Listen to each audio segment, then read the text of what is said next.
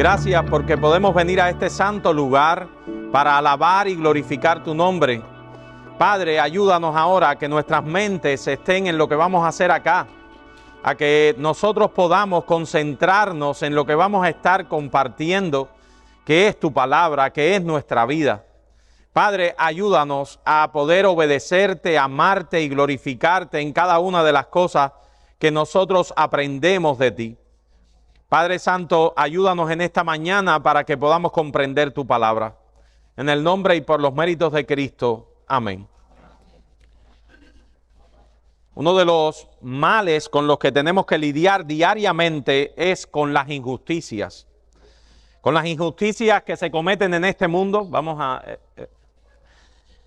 muchas de las cuales debemos contemplar como un molesto sentimiento de impotencia en nuestro interior. Vivimos en un mundo lleno de injusticias y a pesar de que nosotros mismos somos injustos, nos sentimos agraviados e indignados cuando el mal triunfa sobre el bien. El hombre es un ser injusto que paradójicamente clama continuamente por la justicia. Eso es paradójico, pero esa paradoja tiene una explicación, tiene una razón de ser. El hombre fue creado a la imagen de un Dios justo. Y aunque esa imagen fue distorsionada por causa del pecado, esa imagen no fue completamente destruida. Aún llevamos con nosotros la imagen de Dios, pero es una imagen dañada por causa del pecado. Esa indignación que sentimos ante las injusticias, ante injusticias que se cometen a diario delante de nuestros ojos, no es más que un reflejo imperfecto de la imagen de Dios en nosotros. Algo en nosotros clama por justicia, aunque nosotros sabemos que somos injustos. Por eso nos alegramos cuando leemos esas historias que tienen un final feliz, donde el malo es castigado, el bueno es vindicado y todo el mundo quedó contento. Nosotros nos sentimos contentos con esto. Lo triste es que no siempre las cosas funcionan en la vida de esa manera. En este mundo caído, muchas veces nosotros vemos que el malo se sale con las suyas, el malo sale victorioso, mientras el bueno es pisoteado y nos sentimos impotentes ante esa realidad. Sin embargo, la Biblia nos enseña que algún día todos los hombres compareceremos ante el tribunal de Dios. Un tribunal completamente justo y cuyo veredicto no podrá ser apelado por nadie porque será basado en la perfecta justicia de Dios. Porque no habrá un tribunal superior al que podamos alegar, porque nosotros estaremos delante del tribunal más grande de todos. Eso es lo que queremos tratar en esta penúltima clase de esta serie de escatología. Si nosotros seguimos el curso natural del texto de la Biblia que estamos analizando en las últimas al menos 4 clases, ¿cuál es el texto? Apocalipsis capítulo 20, así que vamos a abrir nuestras Biblias allí. Apocalipsis 20 lo hemos venido tratando de manera expositiva. Yo no sé si alguien en alguna vez lo trató más profundo que nosotros, lo que nosotros lo hemos tratado, pero yo les digo que hemos tratado estos 10 versículos de la Biblia en 4 clases. Así que muy superficial no hemos ido. En Apocalipsis capítulo 20, hoy nos corresponde leer los versículos del 11 hasta el 15, porque terminamos la clase anterior hablando acerca de ese periodo de apostasía, de ese periodo de gran tribulación, de ese fin del milenio donde Satanás es desatado. Y entonces en los versos 11 al 15, el apóstol Juan nos cita inmediatamente este texto. No. Aquí está el dispositivo. Entonces, vamos a analizar Apocalipsis 20, 11 al 15. Les pido que lo busquen, hermanos. y vi un gran trono blanco, y el que estaba sentado en él, delante del cual huyeron la tierra y el cielo, y no se encontró ningún lugar para ellos. Y vi a los muertos, grandes y pequeños, de pie delante de Dios, y los libros fueron abiertos, y otro libro fue abierto, el cual es el libro de la vida, y fueron juzgados los muertos por las cosas que estaban escritas en los libros según sus obras. Y el mar entregó los muertos que había en él, y la muerte y el Hades entregaron los muertos que había en ellos, y fueron juzgados cada uno según sus obras. Y la muerte y el Hades fueron lanzados al lago de fuego. Esta es la muerte segunda. Y el que no se halló inscrito en el libro de la vida fue lanzado al lago de fuego. Vamos a ver si lo podemos ver.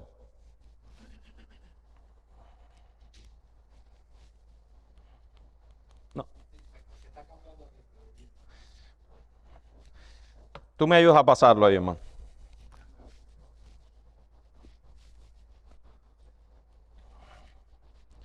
Parece que tenemos problemas con...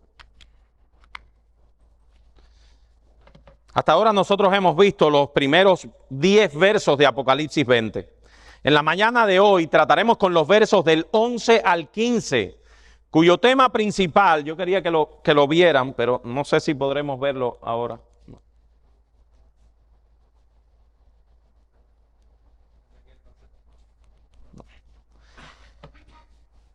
Cuyo tema principal es el gran juicio del trono blanco o el juicio final. Algún día habrá justicia en el mundo, porque algún día Dios mismo se encargará de juzgar a los hombres. Veremos lo que la Escritura nos dice acerca del juicio final bajo 6 características que podemos extraer de este texto y que corroboraremos también en otros textos de las Escrituras. Así que, hermanos, estén atentos, porque bajo estas 5 características nosotros trataremos prácticamente todo lo que creemos acerca del juicio final. En primer lugar, si quieres quita el PowerPoint para no entretenernos con eso, porque... En primer lugar, hermanos, les pido que veamos el verso 11. Vamos a ir al verso 11 de Apocalipsis 20. Dice el verso 11, y vi un gran trono blanco y al que estaba sentado en él, de delante del cual huyeron el cielo y la tierra y no se encontró ningún lugar para ellos. Una vez más, Juan nos recuerda que las cosas que están sucediendo son en primer lugar una visión. Vi un trono blanco. El apóstol Juan está describiendo en Apocalipsis cosas que vio en un lenguaje obviamente cargado de símbolos, cargado de figuras. Debemos cuidarnos entonces de no tomar cada detalle de la escena como si se tratara de algo literal. Pero por otra parte debemos cuidarnos de perder de vista que este texto sí tiene verdades tremendas. Dios nos está revelando por medio de un lenguaje simbólico algo que es real y verdadero. Y en ese caso, lo primero que Juan nos dice es, ¿quién es el que está sentado en el trono? ¿Quién es el que está sentado en el trono? Vamos al verso 11. Dice, vi un gran trono blanco y al que estaba sentado en él, delante del cual huyeron el cielo y la tierra y no se encontró ningún lugar para ellos.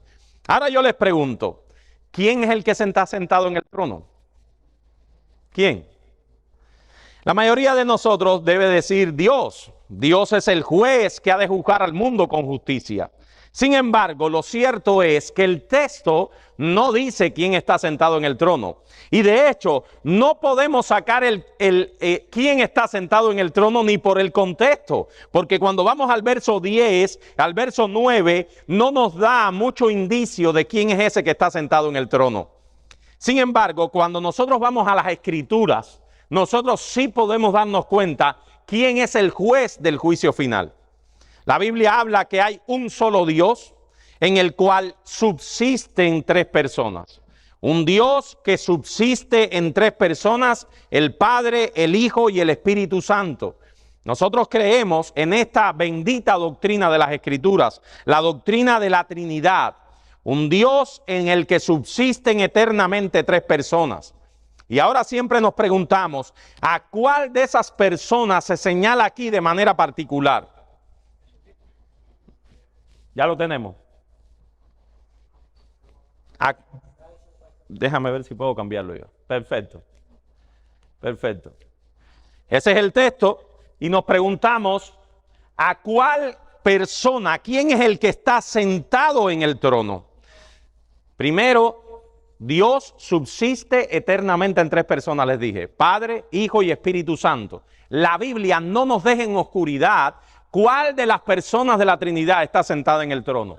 En primer lugar, en Primera de Pedro, capítulo 1, verso 17, deja entender que Dios el Padre es el que está sentado en el trono en el momento del juicio. Acuérdense, hermanos, la palabra trono en las Escrituras es algo simbólico también.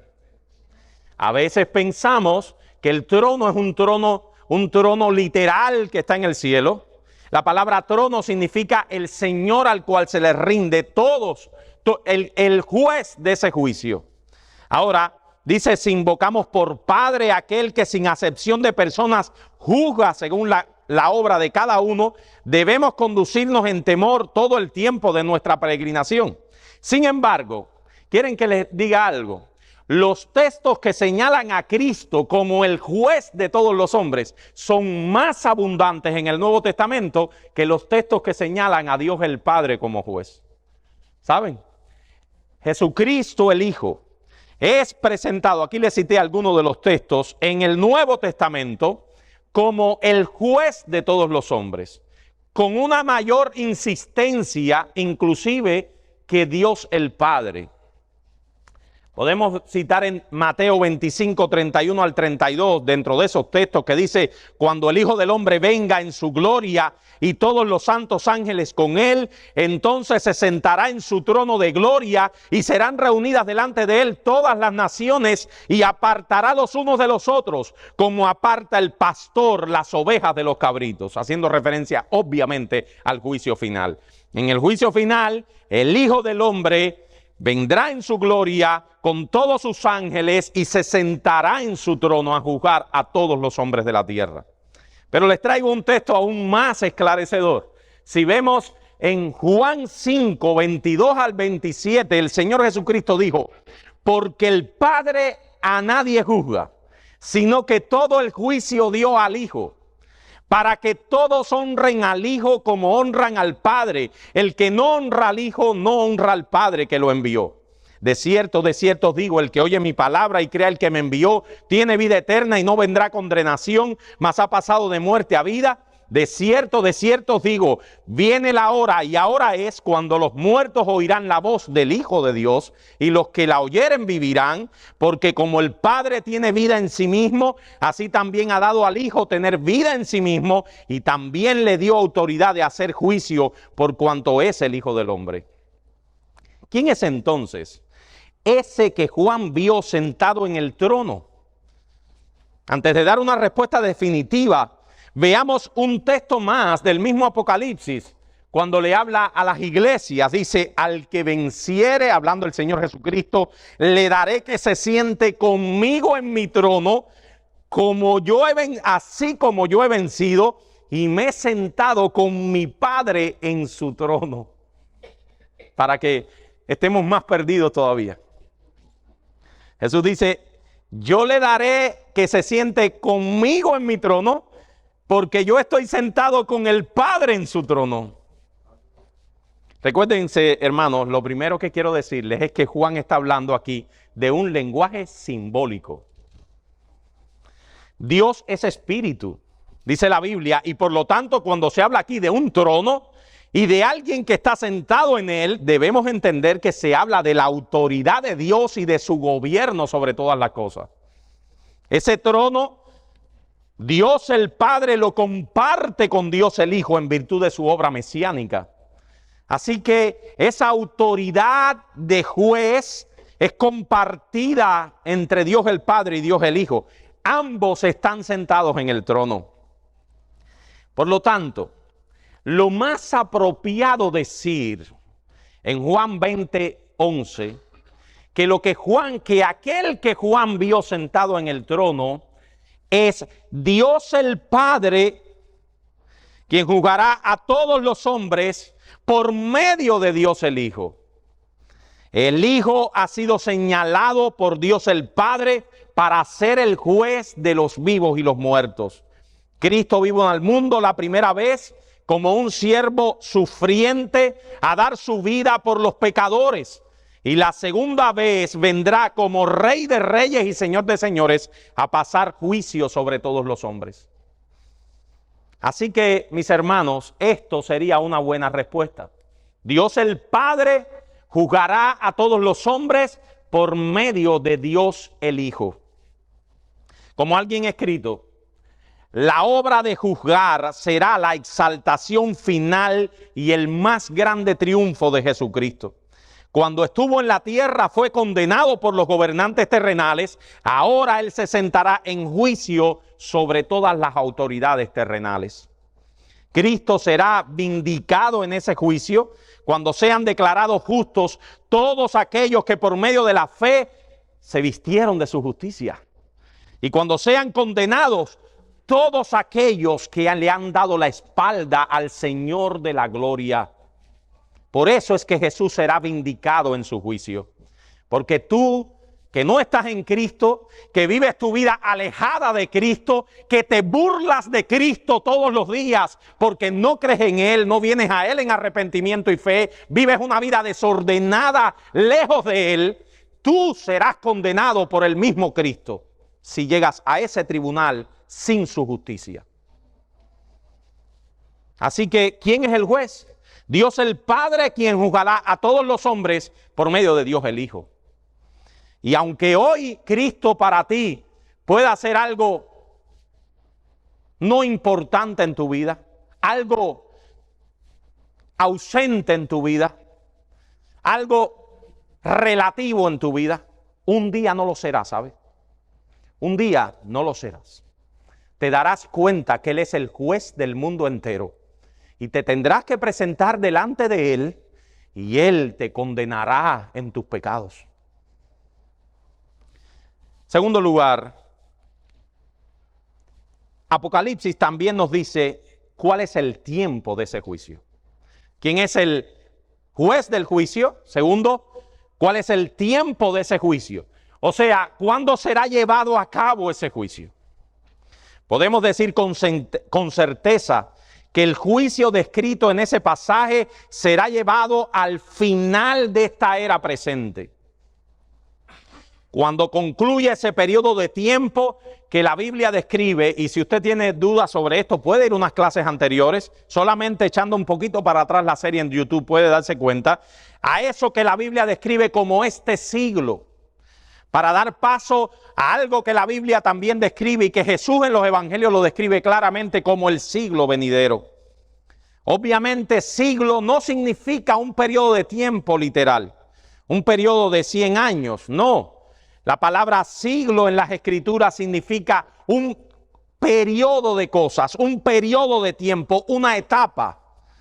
La palabra de Dios enseña con toda claridad que la historia humana se divide en dos grandes periodos de tiempo, los cuales se denominan este siglo, que abarca toda la historia comprendida entre la creación del hombre y la segunda venida de Cristo, y el siglo venidero, desde la segunda venida de Cristo por toda la eternidad.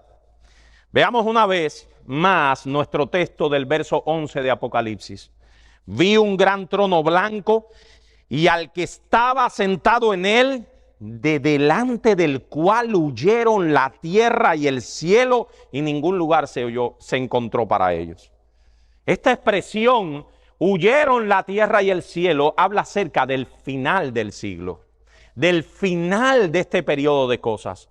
La tierra y el cielo que vemos hoy llegarán a su final en ese momento del juicio final. Varias veces aparece ese lenguaje simbólico en Apocalipsis para referirse cuando los cielos y la tierra, tal como los vemos, serán removidos para dar paso a un cielo nuevo y una tierra nueva. De hecho, eso es lo que empieza diciendo Apocalipsis 21. Si vemos obviamente la secuencia, vamos a darnos cuenta que Apocalipsis 21 son los cielos nuevos y la tierra nueva, inmediatamente después de este texto. Pero veamos un poco más nuestro texto para ver cuándo se presentará ese juicio final. Quiero que ustedes vean conmigo un poquito más nuestro texto. Dice: y vi a los muertos, grandes y pequeños, de pie ante Dios, y los libros fueron abiertos, y otro libro fue abierto, el cual es el libro de la vida, y fueron juzgados los muertos por las cosas que estaban escritas en los libros, según sus obras. Y el mar entregó los muertos que había en él, y la muerte y el Hades entregaron los muertos que había en ellos, y fueron juzgados cada uno según sus obras. Yo les hago una pregunta al texto y a ustedes. ¿Después de qué acontecimiento ocurrirá el juicio final? Muy bien, muy bien.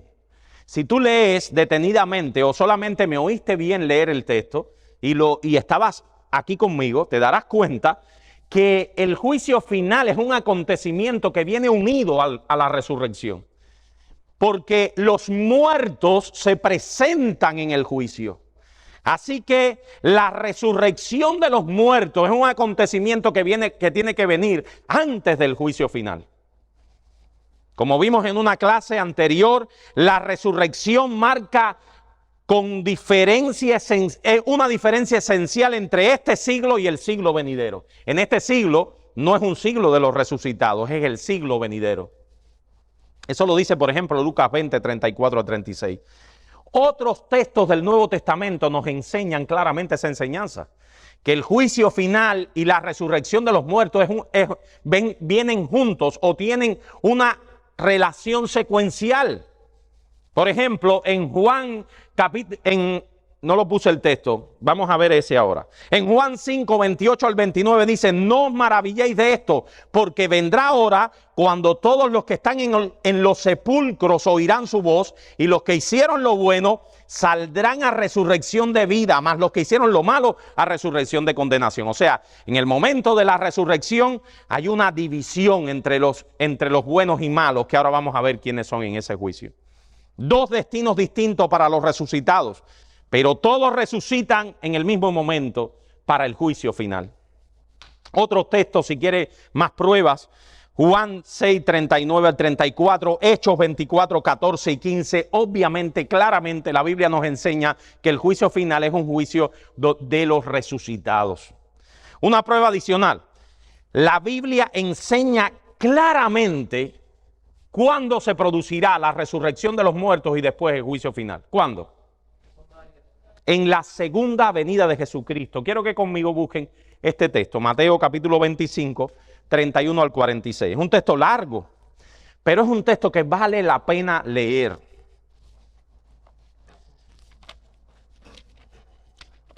Porque miren, si usted no tiene claro estas cosas, yo sé que mucha gente interpreta la escatología de manera diferente, pero es que el lenguaje de Jesús es tan sencillo, tan esclarecedor, tan diáfano, tan literal. En este texto y en Mateo 24, por ejemplo, también, es que no nos deja dudas para poder colocar la segunda venida de Cristo, la resurrección de los muertos y el juicio final en un acontecimiento único al final de estos tiempos. Eso es lo que estamos queriendo decir, para que nadie tenga dudas. Estamos colocando, como va a pasar así, porque Jesús claramente lo dice en este texto y en otros más, la segunda venida en gloria de Cristo, la resurrección de los muertos y el juicio final al final de los tiempos. Y les digo más, vamos a atrevernos, probablemente en ese mismo orden que se los estoy diciendo. Yo sé que a veces hay predicadores que no queremos meternos en el orden de los tiempos. Me recuerdo que nuestro hermano William nos dijo eso una vez, y es verdad que es atrevido, pero probablemente en ese mismo orden. La resurrección, la segunda venida, la resurrección de los muertos y el juicio final. Probablemente en ese mismo orden. Vamos a leerlo para que vean que Jesús lo coloca también en ese mismo orden. Cuando el Hijo del Hombre venga en su gloria y todos los santos ángeles con él, entonces se sentará en su trono de gloria y serán reunidas delante de él todas las naciones, y apartará los unos de los otros como aparta el pastor las ovejas de los cabritos. Y pondrá las ovejas a su derecha y los cabritos a su izquierda. Entonces el rey dirá a los de su derecha: venid, benditos de mi Padre, heredad el reino preparado para vosotros desde la fundación del mundo. Porque tuve hambre y me disteis de comer, tuve sed y me disteis de beber, fui forastero y me recogisteis, estuve desnudo y me cubristeis, enfermo y me visitasteis, en la cárcel y vinisteis a mí. Entonces los justos le responderán diciendo: Señor, ¿cuándo te vimos hambriento y te sustentamos, o sediento y te dimos de beber? ¿Y cuándo te vimos forastero y te recogimos, o desnudo y te cubrimos? ¿Cuándo te vimos enfermo o en la cárcel o vinimos a ti? Y yo quiero hacerle un paréntesis. Yo sé que esto es bello, pero quiero hacer un paréntesis para que no se pierdan el jugo. Hasta los justos nos sorprenderemos de las cosas que con que el Señor nos va a premiar. Hermanos, los justos, que son los creyentes, siempre nos sentimos inmundos. Y eso es parte de esa obra de la regeneración. Pero el Señor en ese último día va a decir: tú has servido en mi reino. Tú has hecho cosas por mi nombre. Tus obras han mostrado tu fe. Sé que eres débil, pero tus obras han mostrado la fe que tienes. Por lo tanto, venid, benditos de mi Padre. Nosotros nos quedamos sorprendidos y decir: ¿cuándo hicimos todas esas cosas? Y respondiendo el rey les dirá: de cierto os digo que en cuanto lo hicisteis a uno de estos mis hermanos más pequeños, a mí lo hicisteis. Entonces dirá también a los de la izquierda: apartaos de mí, malditos, al fuego eterno preparado para el diablo y sus ángeles, porque tuve hambre y no me disteis de comer, tuve sed y no me disteis de beber, fui forastero y no me recogisteis, estuve desnudo y no me cubristeis, enfermo y en la cárcel y no me visitasteis. Y esto es importante también. Cuando un impío, alguien que no cree en Dios, puede decir: no, yo ayudo a la viejita a cruzar la calle, no, yo doy parte de mi dinero a San Jude. Sí, pero si no lo haces en el nombre de Cristo, no se lo hiciste a Cristo, ¿saben?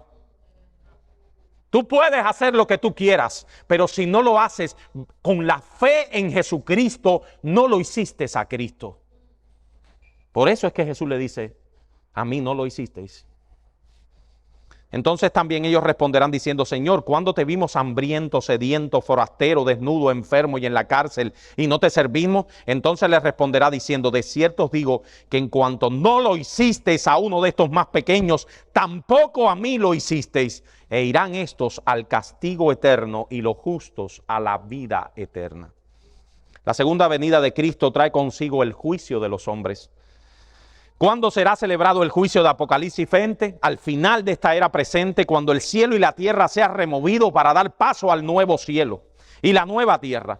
Y esto confirma, mis hermanos, una vez más lo que hemos dicho en otras partes de nuestra serie, en otras clases de nuestra serie, y que yo quiero ponérselo quizás por penúltima vez ya en nuestras clases. Esto confirma nuestro esquema escatológico.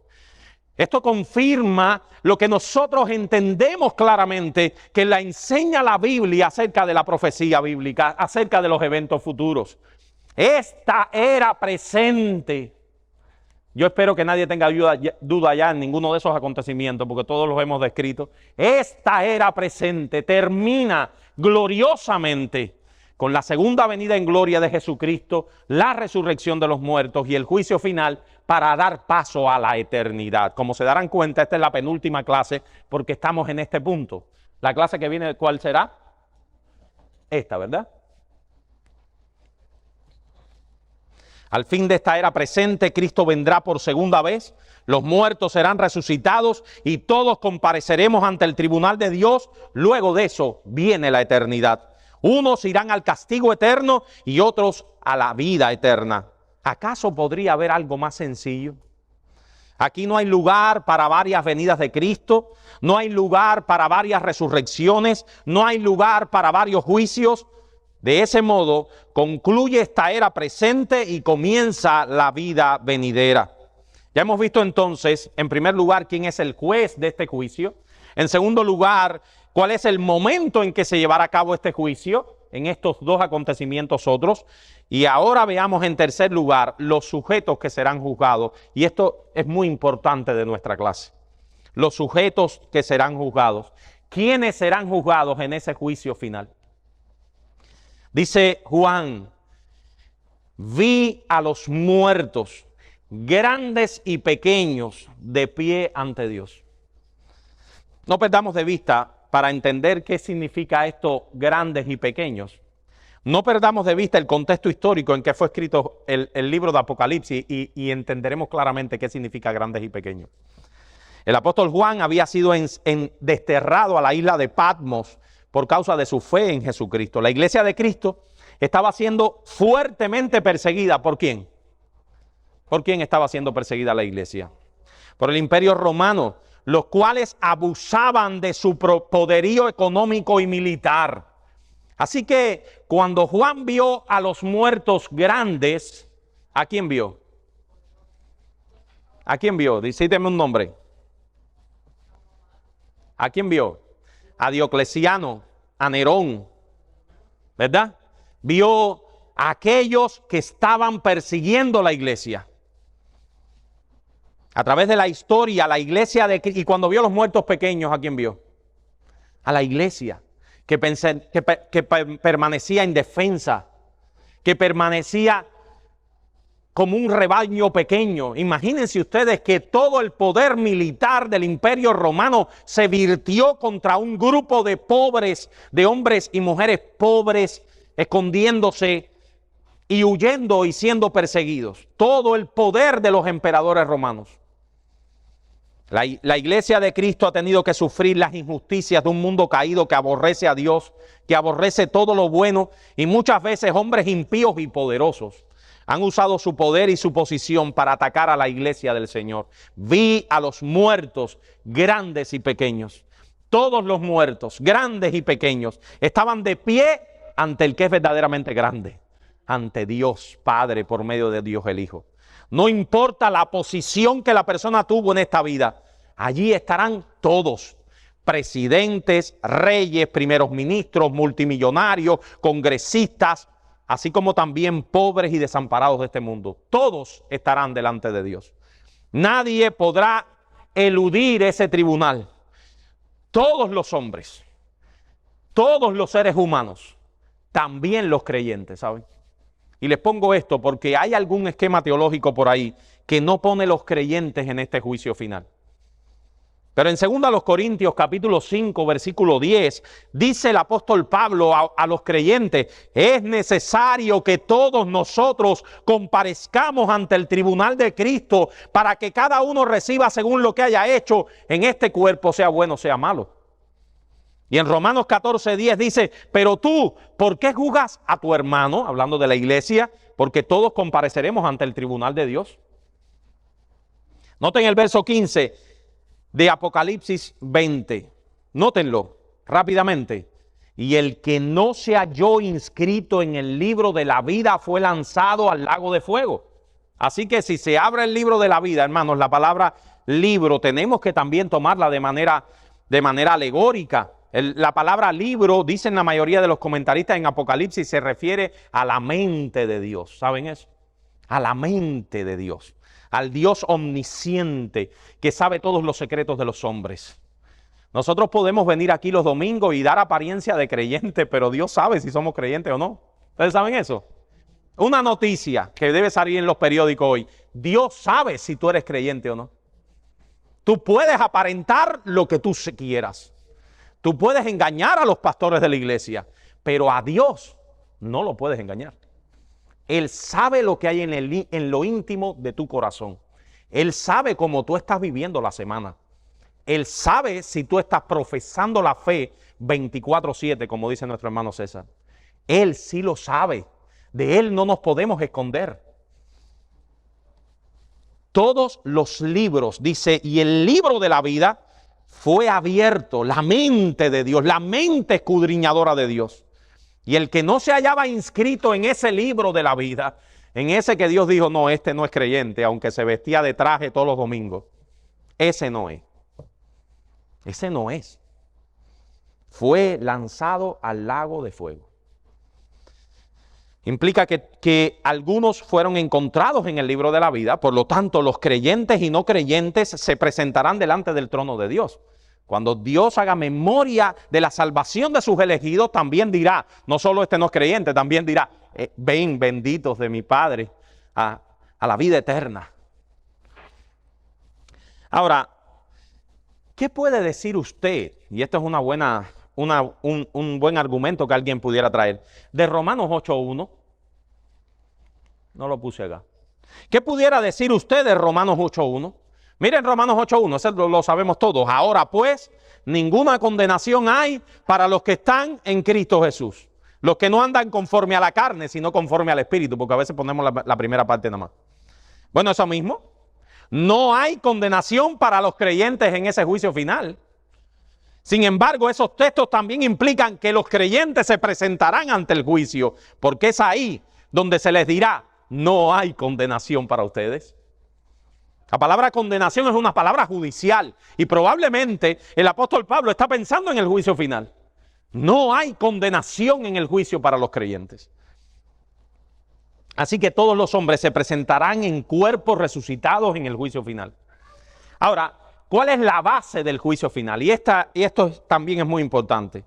¿Cuál es el criterio? No lo puse ahí la pregunta. El criterio por el que los hombres serán juzgados en el juicio final. Vamos, díganme. La palabra de Dios. ¿Quién más? El texto dice claramente según sus obras. Según sus obras. Eso a los cristianos evangélicos nos suena duro. Nuestro texto nos dice claramente que seremos juzgados según nuestras obras.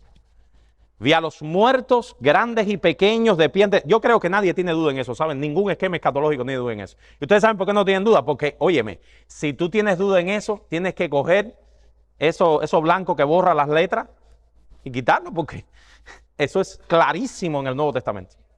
Clarísimo en el Nuevo Testamento. Como está claro que la salvación es por gracia, por medio de la fe, así está claro que el juicio es por obra. De la misma manera de claro está en el todo el Nuevo Testamento. Dice, y vi a los muertos grandes y pequeños de pie ante Dios, y los libros fueron abiertos, y otro libro fue abierto, el cual es el libro de la vida, y fueron juzgados los muertos por las cosas que estaban escritas en los libros, según sus obras. Todos serán juzgados en base a sus obras, en base a lo que hicieron en esta vida. El apóstol llama nuestra atención a los libros que fueron abiertos, hablando de la mente de Dios. Dios se acordará de las obras de los hombres. Esa es la enseñanza que aparece una y otra vez en el Nuevo Testamento. Si usted quiere ahondar más en que este juicio es en base a obras, le invito a que lea Mateo 16:27. Alguien que muchas veces citan al apóstol Pablo como poniéndose en contraposición a las obras. El apóstol Pablo claramente enseñó en 2 Corintios 5:10 que el juicio es un juicio de obras. Romanos capítulo 2, versículo 5 al 11 y también el versículo 16 dice que el juicio es un juicio de obras. Apocalipsis 22:12 dice claramente que el juicio es un juicio de obras. ¿Cuál es la base por la que los hombres serán juzgados? Creyentes e incrédulos. Todos estos textos responden con una sola pregunta: por sus obras. Como hemos dicho ya, esto incluye todas las cosas que hicimos, todos nuestros hechos. Pablo dice que cada uno recibirá según lo que haya hecho mientras estaba en el cuerpo, según las obras que haya hecho. No solo nuestros hechos serán tomados en cuenta, también nuestras palabras, nuestros pensamientos, nuestras motivaciones serán tomadas en cuenta en el juicio. En Mateo 12:36, el Señor Jesús dice: de toda palabra ociosa que hablen los hombres, de ellas darán cuenta en el día del juicio. Caballero, ¿alguien podrá ser absuelto en este juicio? Un juicio donde van a juzgar nuestras palabras, nuestros pensamientos, nuestras motivaciones. Cuando hablan de esas palabras, incluye lo que ponemos en Facebook. Exacto. Ajá. Incluye lo que ponemos en Facebook, obviamente. Ofender con un teclado a otra persona. Tú sabes que a veces nosotros los seres humanos somos difíciles, hermano. Esta imagen de Dios en nosotros ha sido dañada grandemente. A veces vivimos por compartimentos. Y cuando estamos en Facebook, se nos olvida que somos creyentes. Entonces tenemos como un compartimento. En Facebook puedo ofender a quien sea, destrozar a quien sea, ver lo que sea, hablar de lo que sea. No, mis hermanos, nosotros somos creyentes hasta hablando de política. Nosotros somos creyentes hasta opinando de cocina. Tenemos que, eso se llama integridad. Integridad, que quien tú eres afecte todo lo demás. Toda palabra ociosa, cada chisme, cada palabra corrompida, cada palabra pronunciada con el único propósito de herir y de dañar. En 1 Corintios 4:5 el apóstol Pablo dice, aclarará todo lo oculto de las tinieblas y manifestará las intenciones de los corazones. Muchas cosas quedarán sin resolver en esta vida, pero en el día del juicio lo oculto de tu corazón será manifestado. En Romanos 2:16 nos dice algo parecido. Dios juzgará por Jesucristo los secretos de los hombres conforme a mi evangelio, dice el apóstol Pablo. ¿Quién será juzgado en este tribunal? ¿Qué será juzgado? Nuestras obras, ya sea de hecho, de palabra o de pensamiento. Ahora viene lo más importante. No se duerma, porque si se duerme se pierde esto y piensa que nosotros creemos algo raro.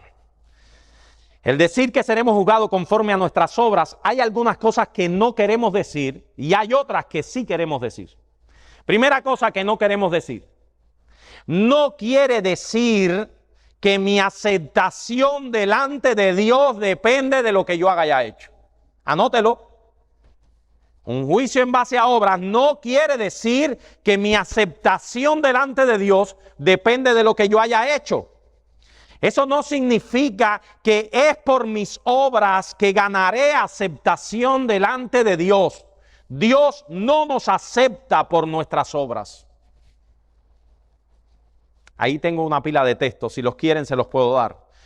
Todos estos textos, Apocalipsis 1, 4 al 6, 7, les cité solo textos de Apocalipsis. 5, 9, 7, 14 y 15, 12, 11, todos estos textos señalan la misma cosa. Nuestra redención depende enteramente de la sangre de Cristo que Él derramó en mi lugar en la cruz. Ese es el testimonio unánime de las Escrituras.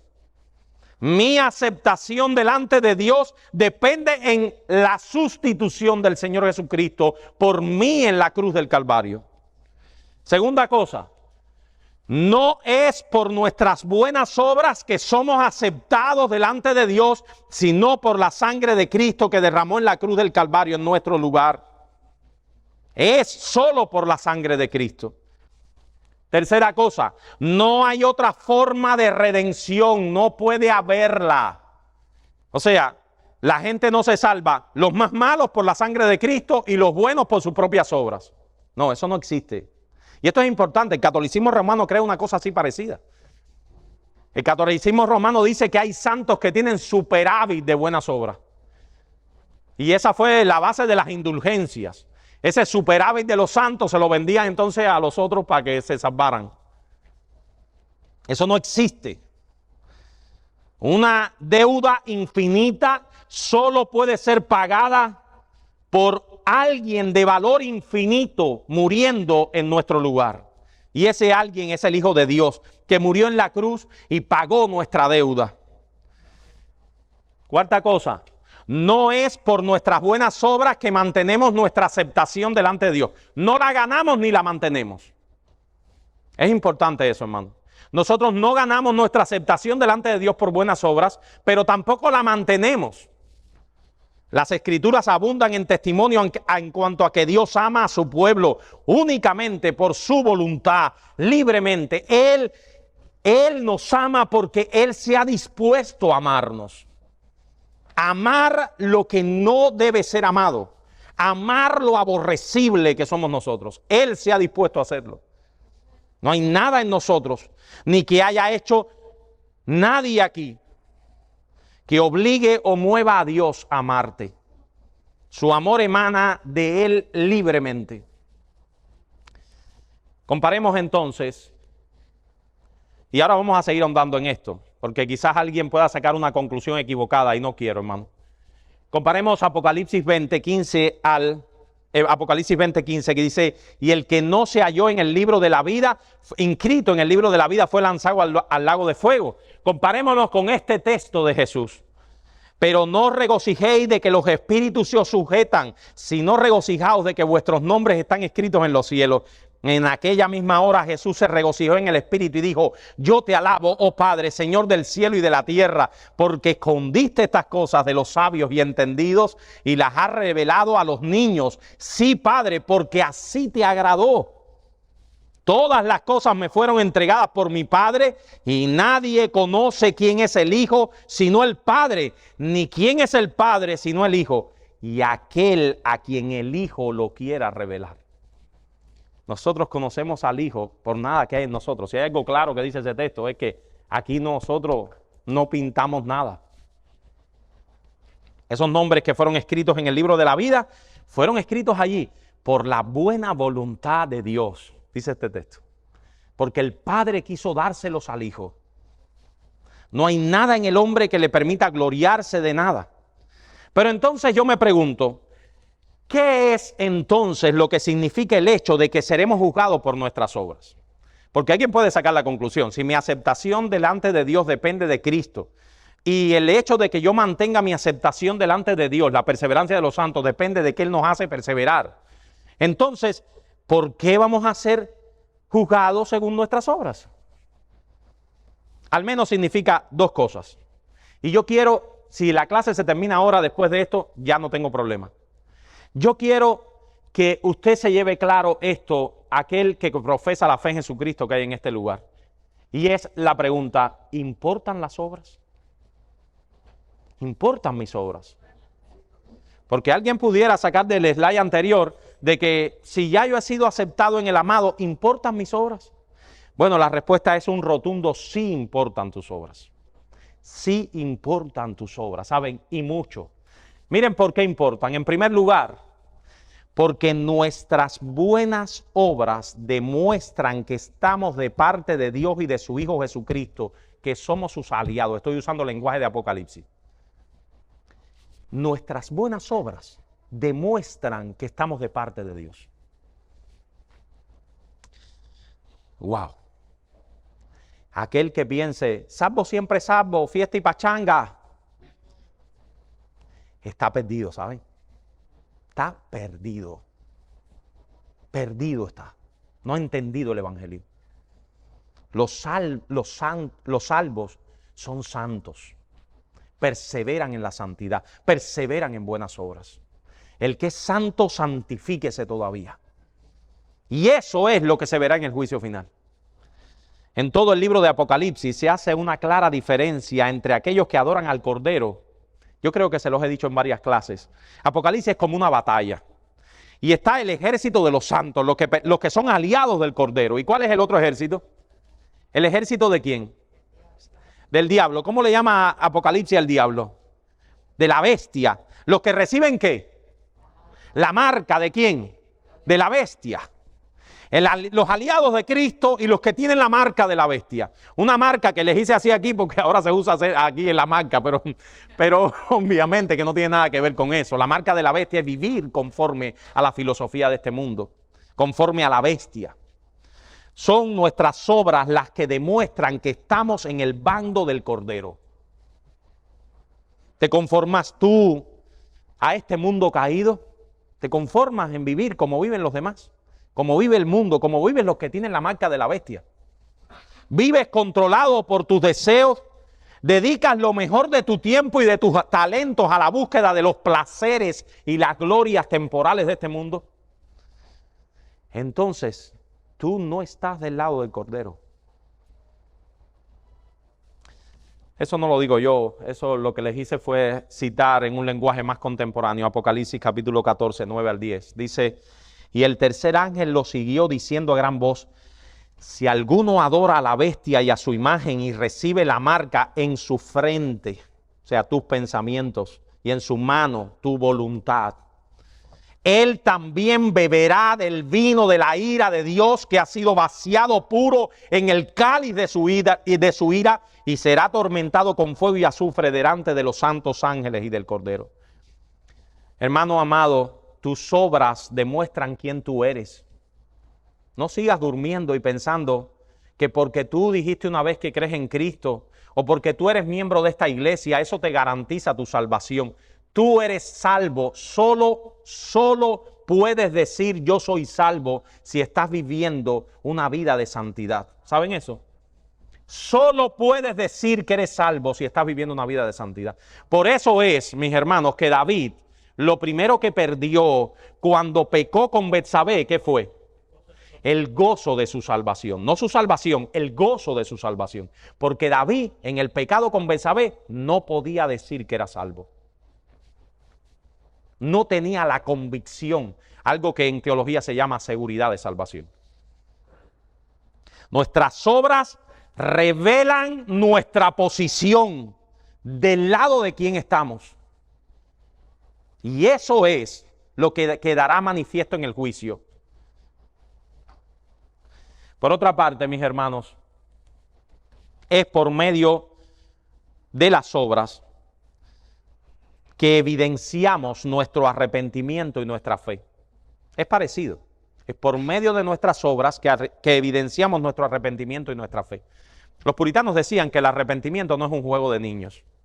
En el mundo moderno, los cristianos, no sé cómo llamarle a eso, el evangelicalismo moderno piensa que yo peco y me arrepiento y Dios me perdona y ya. Los puritanos no creían eso, ustedes saben. El arrepentimiento en la doctrina puritana y reformada es un pesar del corazón por haber ofendido a un Dios santo. Y ese pesar se traduce en resoluciones de santidad y se traduce en no querer volver a caer en el mismo pecado. Eso es muy diferente de lo que hoy nos están tratando de decir por ahí. Peco, nada, yo me arrepiento si de todas formas Dios me perdona. No, ese no es el arrepentimiento bíblico. Todo creyente verdadero conoce esta verdad elemental del Evangelio, de que lo único que Dios demanda del pecador es que venga a Cristo en arrepentimiento y fe. Pero esas dos gracias son las tenazas por medio de las cuales nos apropiamos de Cristo. Pero la fe que trae consigo la salvación es una fe penitente. Y el arrepentimiento genuino es un arrepentimiento creyente. Eso decían los puritanos. Se los vuelvo a repetir. La fe que trae consigo la salvación es una fe penitente. ¿Qué significa eso? Es una fe que se arrepiente. Es una fe que vive sabiendo que sus pecados desagradan a Dios. Y el arrepentimiento genuino es un arrepentimiento creyente, un arrepentimiento en el Dios verdadero. En muchos textos de la Biblia se nos enseña que la fe y el arrepentimiento, si son genuinos, producen frutos, ¿saben? En muchos textos de la Biblia nos enseña que el arrepentimiento genuino y la fe genuina solo son aquellos los que producen frutos. Sí, es por fe, no puede ser por obra. La salvación es por fe, no es por obra. Pero nosotros decimos a eso, amén, es por fe, pero solo por una fe que produce obras. La salvación es por gracia, por medio de la fe, pero es una fe que produce obras. Hermano, eso no es un juego de palabras. Muchos llegarán al día del juicio engañados, creyendo que son cristianos sin serlo. Acerca de esto dice Antonio Joquema en esta frase: este juicio, en otras palabras, no es una investigación de las vidas de las ovejas para determinar si han hecho suficientes obras para merecer el reino preparado para ellos, sino más bien una decisión misericordiosa respecto a su destino final, la cual es seguida por una revelación pública de las razones por las que esa decisión es correcta y justa. ¿Entendieron eso, hermano?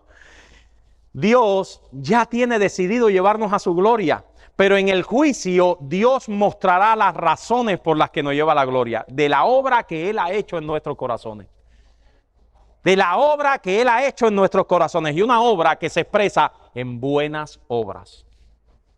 Más adelante, cuando el Señor comienza a enumerar las buenas obras de las ovejas, es interesante en el verso 37 de Mateo 25, que las ovejas, ¿qué dicen? Sí, ellas oyen su voz, pero en Mateo, en el verso 37 dice, ¿cuándo te vimos? ¿No se recuerdan? ¿Cuándo te vimos? Nosotros, ¿cuándo hicimos esas cosas? Ellos no hicieron todo eso para merecer la vida eterna, sino como un modo espontáneo de expresar el verdadero amor que tenían por Cristo. Dice Joquema, se dice que aquellos que heredarán el reino, una herencia, sin embargo, nunca es ganada, sino que siempre es recibida como un don. Del reino que están por heredar, se dice que ha sido preparado para ellos desde la fundación del mundo. Nuevamente tenemos evidencia de la misericordiosa elección de ellos por parte del Padre desde la eternidad. Una elección basada no en el mérito, sino en la gracia.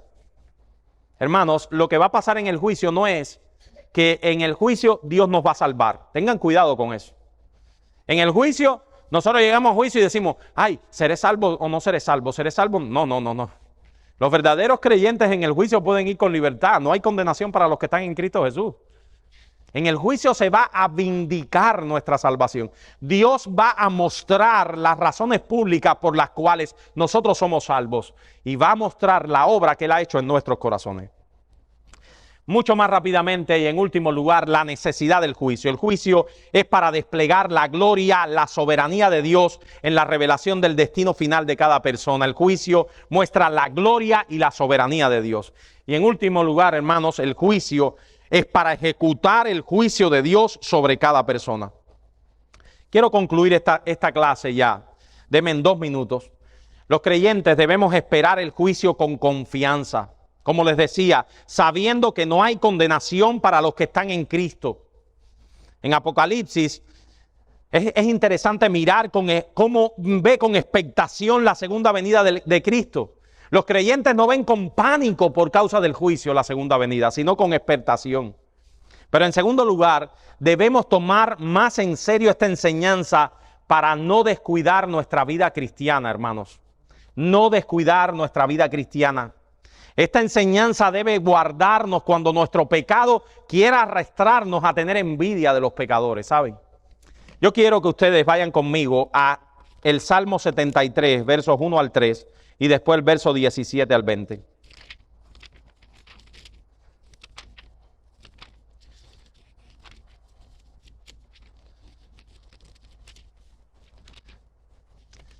Esto es un creyente cuando se pone a mirar su entorno. Miren en la gran depresión que puede tener un creyente cuando se pone a mirar su entorno y cuando se da cuenta de la realidad que le espera. El Salmo 73 lo pueden leer completo en casa. Yo les leo los versos 1 al 3 y después del 17 al 20 porque no puedo leerlo completo. Dice este Salmo de Asaf: en cuanto a mí, casi se deslizaron mis pies, por poco resbalaron mis pasos, porque tuve envidia de los arrogantes, viendo la prosperidad de los impíos. O sea, Asaf dice, cuando yo viví en este mundo, yo me puse a ver al vecino.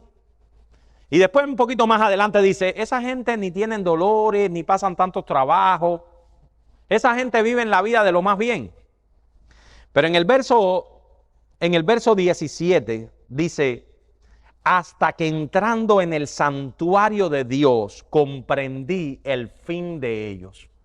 Ciertamente los has puesto en deslizaderos, en asolamiento los harás caer.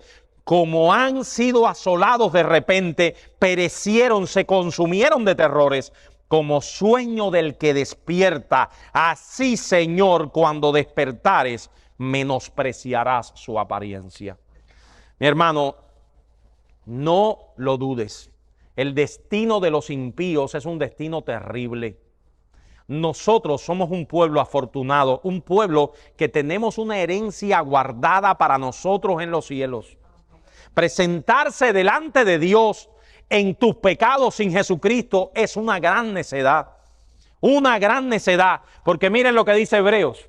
Todas las cosas están desnudas y abiertas a los ojos de aquel a quien tendremos que dar cuenta. Tú no podrás ocultarte de Dios. Tú no puedes ocultarte de Dios. Dios sabe quién tú eres. Dios sabe todo lo que tú eres. Y tú te presentarás en tus obras delante de un Dios santo y justo. Jesús dice, el que en Él cree no es condenado, Pero el que no cree ya ha sido condenado porque no ha creído en el nombre del unigénito Hijo de Dios. La condenación viene al mundo por no creer en el Hijo de Dios, por no vivir en base a esa fe del Hijo de Dios. Y esa es la promesa de Dios, y Dios no puede mentir. Si tú llegas al juicio, miren, yo sé que esta clase ya después ustedes ni la van a recordar, pero si hay alguien en este lugar que no cree en Jesucristo, yo quiero tener la tranquilidad que tú sepas. Y estas palabras tú las vas a recordar en el momento del juicio. Si tú mueres sin Cristo, vivirás o morirás eternamente en el infierno. Una vida que es muerte eterna. No hay salvación para aquel que llegue al juicio sin Cristo. No hay salvación. En Mateo capítulo 25, 41 dice: apartaos de mí, malditos, al fuego eterno preparado para el diablo y sus ángeles. Y esto no son amenazas, es el deber mío hoy en esta clase sobre el juicio final, decirte a ti que estás perdiendo tu vida sin Cristo. Que si llegas a ese momento del juicio sin Cristo, estas serán las palabras que se dirán sobre ti. ¿Y cómo resonarán estas palabras en el día del juicio cuando recuerdes que fuiste advertido? Hoy en este día tú fuiste advertido por mí y que rechazaste la advertencia de Dios.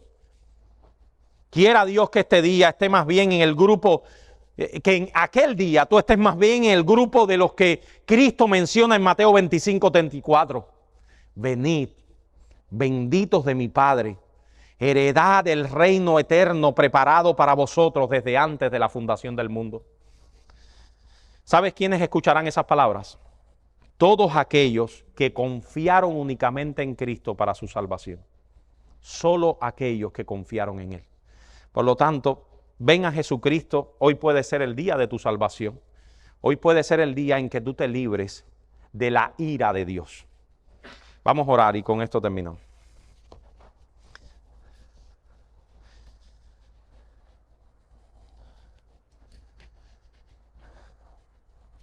Padre, queremos rogarte, Señor, que tú hagas la obra en los corazones de todos los que habemos hoy acá.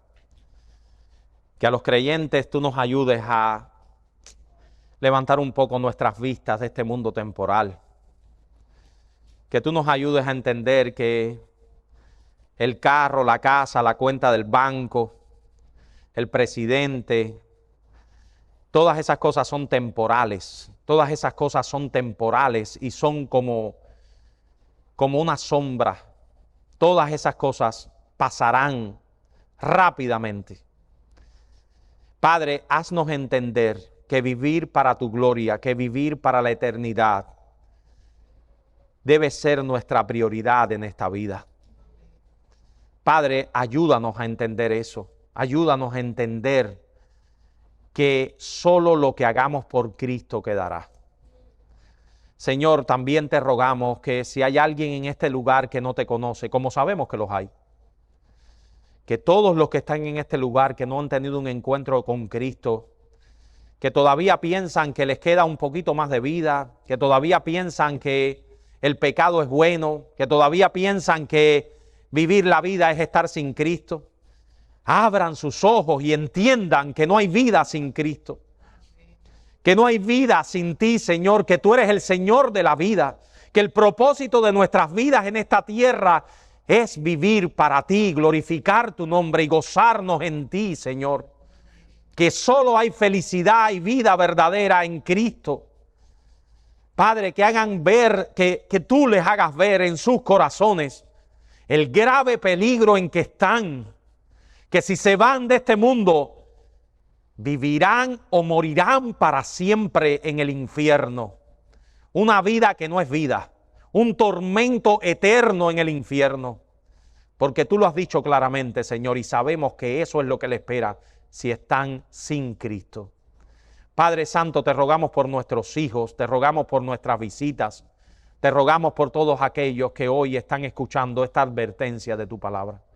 En el nombre y por los méritos de Cristo. Amén.